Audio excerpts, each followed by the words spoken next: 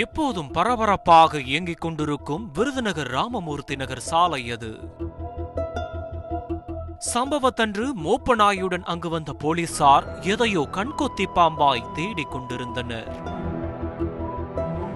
சம்பவ இடத்திற்கு அதிகாரி வந்தவுடன் அவருடன் இணைந்து மற்ற காவலர்களும் மெயின் ரோட்டை ஒட்டியிருந்த குடியிருப்பு பகுதிக்குள் நுழைந்தனர். அந்த பகுதியில் இருந்த ஒரு வீட்டில் போலீசார் கண்ட காட்சி அவர்களையே ஆட்டம் காண வைத்திருக்கிறது. இத்தனை வருட சர்வீஸில் எந்த போலீஸ்காரரும் இப்படி ஒரு கொலையை பார்த்திருக்க மாட்டார்கள். மூதாட்டியின் கண், கன்னம், வாய் ஆகிய பகுதிகளில் கொத்து கொத்தாக பேனா சொருகி கிடந்தது. ஆம், நாம் எழுத பயன்படுத்தும் பேனாவை கொண்டு மூதாட்டி கொடூரமாக குத்தி கொல்லப்பட்டிருக்கிறார். எவ்வளவு பெரிய கொலைகாரனாக இருந்தாலும் கூட பேனாவை கொலை ஆயுதமாக்கி இப்படி ஒரு பயங்கரத்தை செய்ய வாய்ப்பு மிக குறைவுதான். மூதாட்டியின் சடலத்தை மீட்ட போலீசார் பிரேத பரிசோதனைக்காக மருத்துவமனைக்கு அனுப்பி வைத்துவிட்டு விசாரணையை தொடங்கினார்கள். கொல்லப்பட்டவர் 77 வயதான வேலம்மாள். கணவரை இழந்த இவருக்கு 5 பிள்ளைகள் உள்ளனர். அவர்கள் அனைவருக்கும் திருமணமாகிவிட்டது. வேலம்மாள் மட்டும் இந்த வீட்டில் தனியாக வாழ்ந்து வந்திருக்கிறார். வேலம்மாளுக்கு சரியாக காதும் கேட்காது.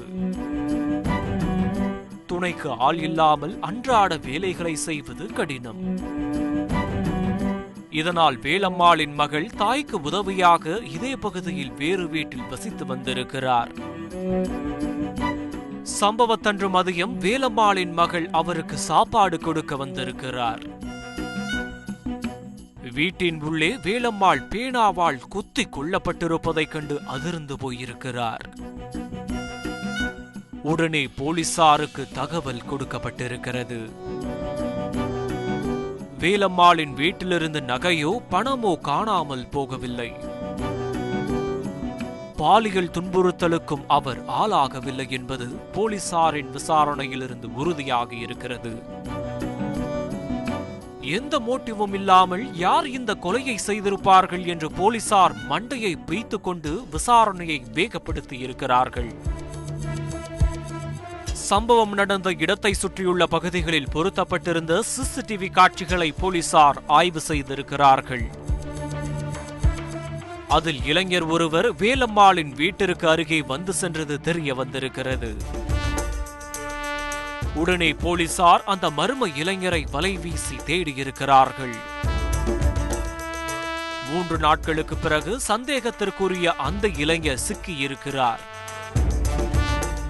அவரிடம் நடத்திய விசாரணையில்தான் கொலைக்கான பகீர் காரணம் வெளிவந்திருக்கிறது.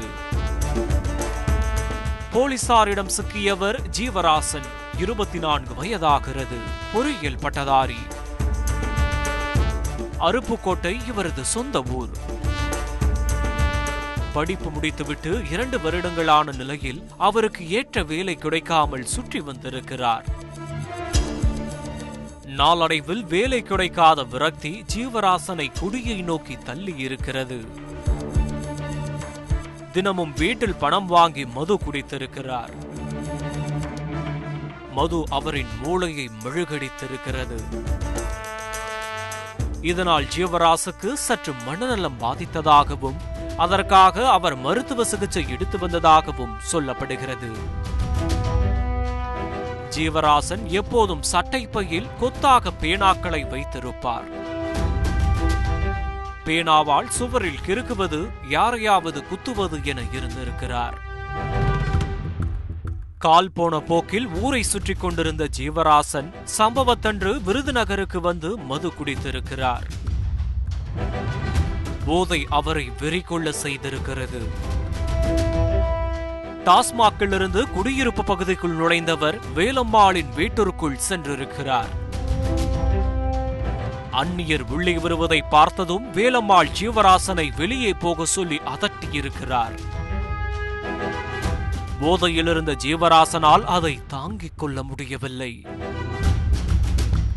உடனே அவர் பாக்கெட்டில் வைத்திருந்த பேனாக்களை எடுத்து மூதாட்டியை சரமாரியாக குத்தி கொலை செய்துவிட்டு தப்பி சென்றிருக்கிறார். பெரிய பிரச்சனை எதுவும் இல்லாமல் போகிற போக்கில் இந்த கொலை நடந்திருக்கிறது. கொலை தொடர்பாக வழக்கு பதிவு செய்த போலீசார் ஜீவராசனை கைது செய்து சிறையில் அடைத்திருக்கிறார்கள்.